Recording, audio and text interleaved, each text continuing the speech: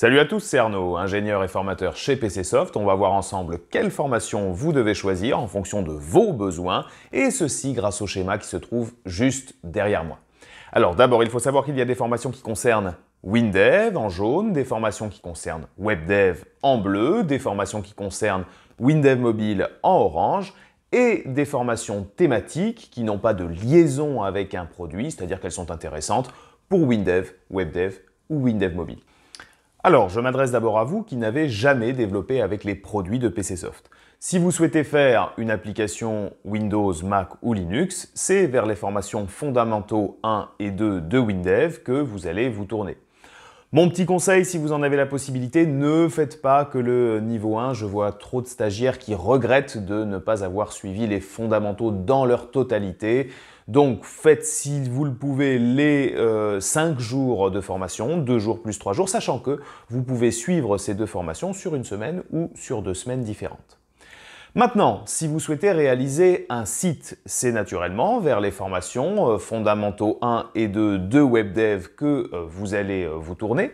Là, on va avoir un socle commun avec WinDev, puisqu'il ne faut pas oublier que les outils sont cross-platform, ils partagent des environnements communs, ils partagent un langage qui va être commun.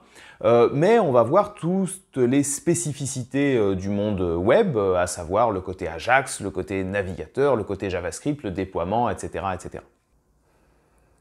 Voilà pour les formations qui s'adressent à ceux qui ne connaissent pas les environnements de PCsoft. Les autres formations s'adressent à ceux qui connaissent déjà les environnements de PCsoft ou à ceux qui ont déjà suivi les formations fondamentaux.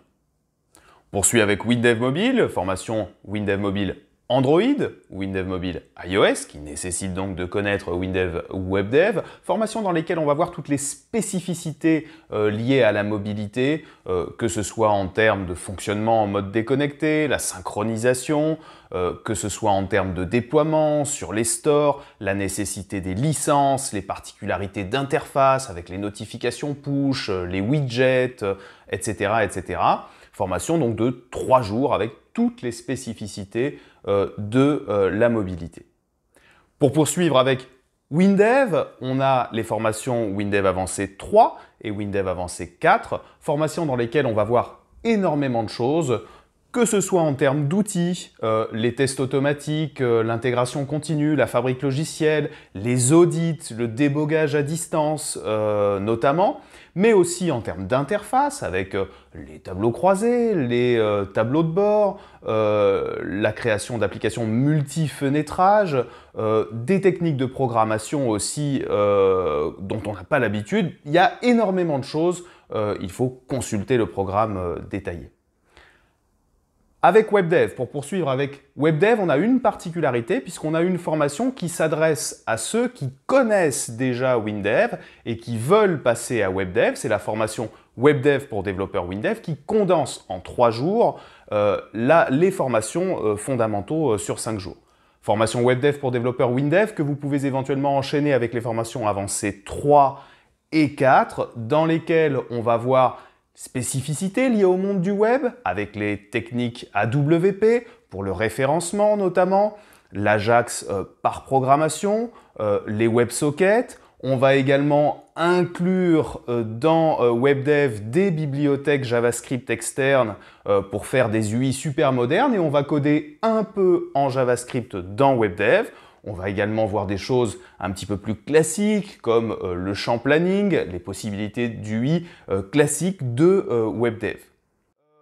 On a maintenant enfin des formations thématiques, alors la formation GDS dans laquelle vous allez apprendre à la fois le GDS et le centre de suivi de projet, la formation HFSQL client-serveur, donc le mode client-serveur de la base de données, l'optimisation, le paramétrage, on va voir ça, mais aussi des choses qui ne sont pas toujours très utilisées, comme les triggers, les procédures stockées, les vues. Il y a énormément de choses à découvrir dans le mode client-serveur. Une formation sur les web services. Alors là, vous saurez tout sur les web services en 2 jours, comment le créer, le déployer, le consommer, l'héberger, le sécuriser. 2 jours concernant les web services.